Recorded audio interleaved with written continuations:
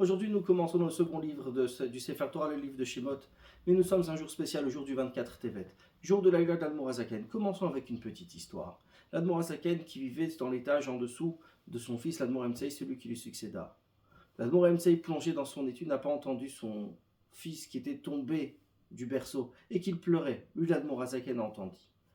Montez, calmez le bébé et dit à son fils, quand un enfant juif pleure, on doit l'entendre, même si l'on est concentré dans son étude. C'est ce message dans la paracha de Shemot, où en effet, ces 70 âmes qui sont descendues en Égypte, qui ont formé ces 12 tribus, qui ont créé ce peuple juif. Mais ces Shemot, c'est ces noms-là du peuple juif, qui vont après pouvoir remonter d'Égypte.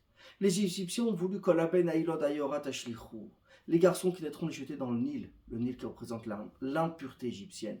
Vecholabat Techayoun, les filles les faire vivre, comme eux les Égyptiens voulaient. Mais grâce à Dieu, et ces sages-femmes qui ont été courageuses, ont enlevé, retiré ce décret.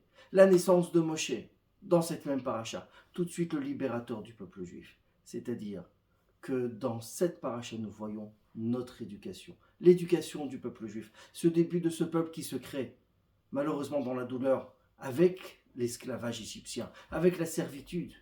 Mais en fin de compte, on voit cette sortie, cette création de ce peuple. En même temps, nous aussi on a ce devoir de faire briller cette âme juive, de faire briller cette âme qui pleure, afin de rendre ce monde un monde éclairé par la venue du Mashiach. Shabbat Shalom à tous.